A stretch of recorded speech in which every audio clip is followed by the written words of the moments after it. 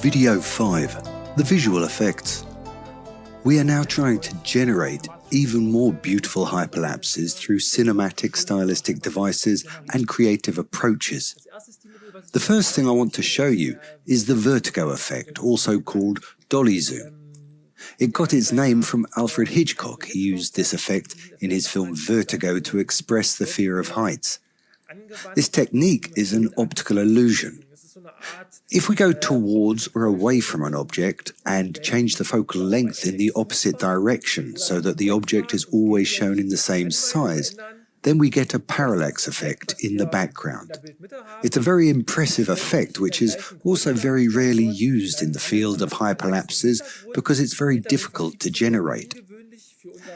Take this as an example.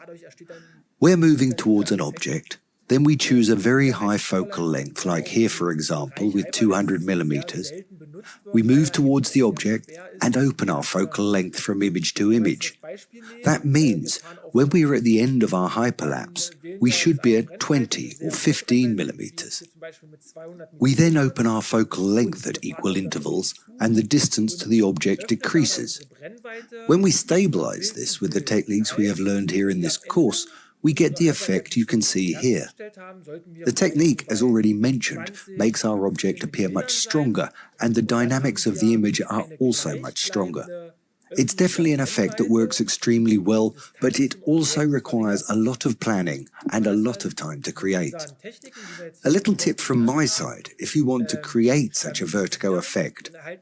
For this effect, you have to prepare a lot. That means you have to walk along the path that you want to use for the shot. You have to know how many pictures you want to take, how many lenses you have to change during this hyperlapse, because the lenses usually don't have a zoom range of 20 to 200 millimeters. That means you probably have to change them during the shot, and that needs some preparation. Like I said, think about how many frames you'll use, how long the distance will be, and maybe mark it if it's possible. Try to get your bearings by natural markings, and then you can create this effect very well with all the knowledge we already have. The second visual effect I would now like to bring you closer to is day to night. This is an effect that, as I have mentioned earlier in the post-production, can be created with the tool Holy Grail in LR time-lapse. With a day-to-night shot, or night-to-day, we start with a light mood that changes during the hyperlapse.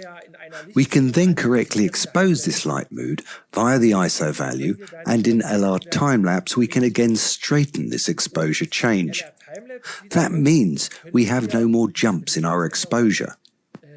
LR time-lapse uses the metadata to make very clean adjustments, and so we get the flickering out which we get by increasing the ISO values. As an example, with this hyperlapse, we started at about 8 p.m. and shot the hyperlapse for about an hour and a half.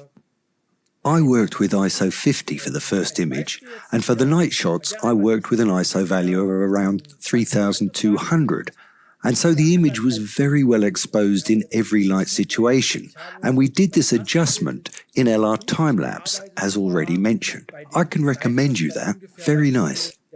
The third visual effect is called orbit or orbit lapse. This is also a common hyperlapse method, but most of them are not accurate enough. I've rarely seen very good orbit lapses because people probably don't take enough time for them. With an orbit lapse, it's very difficult to orientate oneself on natural markings on the ground because very rarely stones, joints or other things are arranged in a circle on the ground. Therefore, we need our helpful little tool, the rope. This is then tied around our object, for example. With this, we can then draw and mark an exact radius around our object.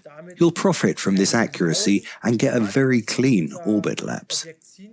In this case, I worked with about 150 images and walked around this column and always used a step length as a measurement.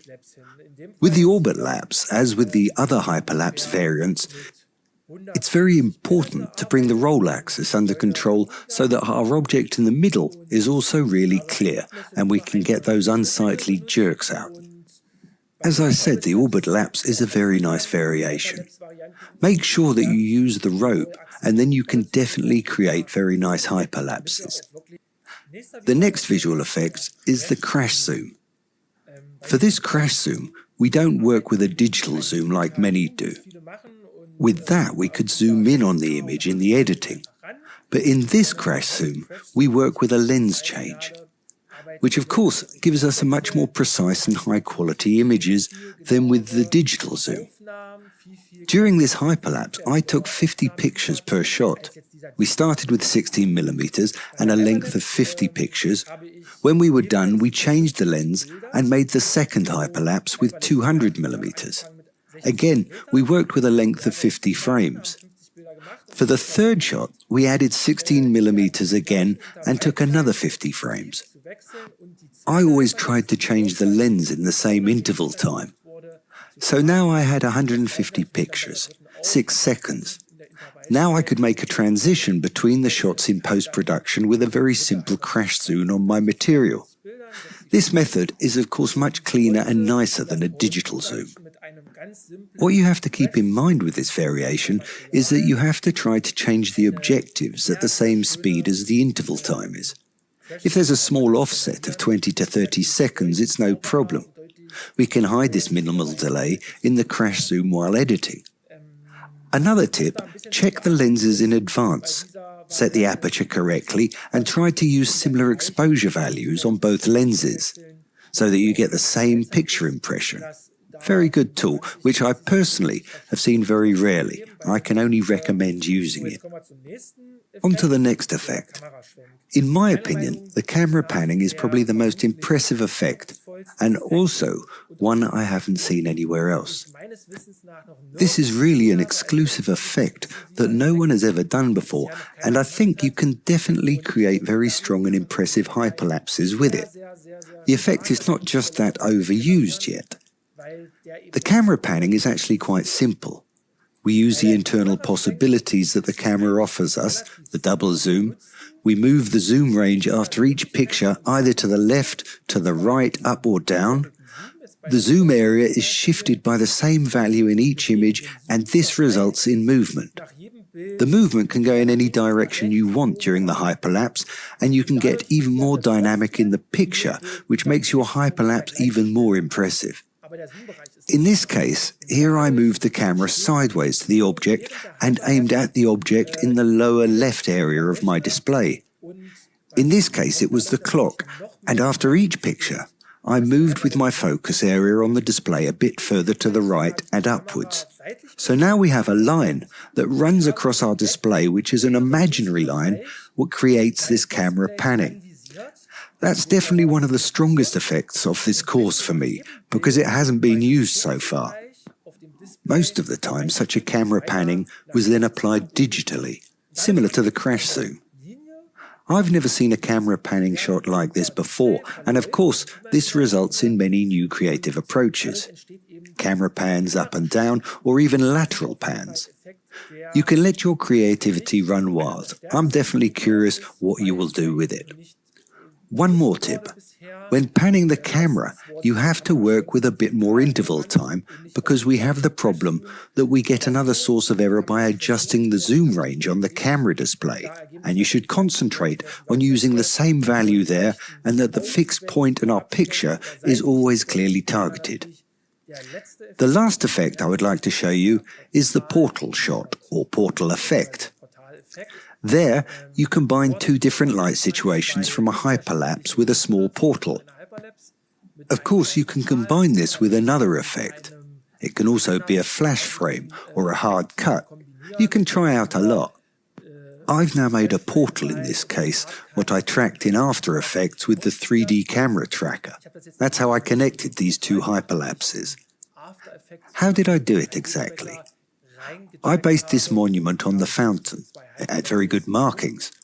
I took about 150 pictures there during the day and the same again at night, and so I was able to connect these two hyperlapses together through this little portal. It has this endless loop character, which is very nice for this hyperlapse.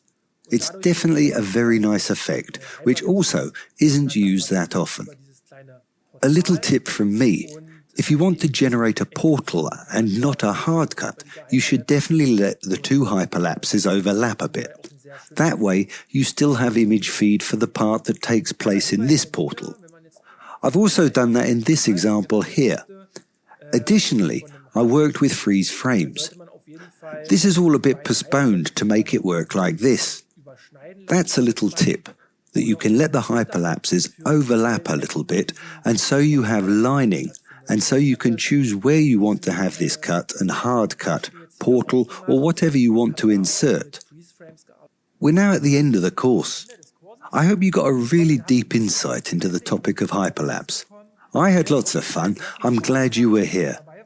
You can submit your work under the hashtag #HyperLapse. I'm definitely very curious what you will do with all this knowledge, and now I can only say, let's go and take care.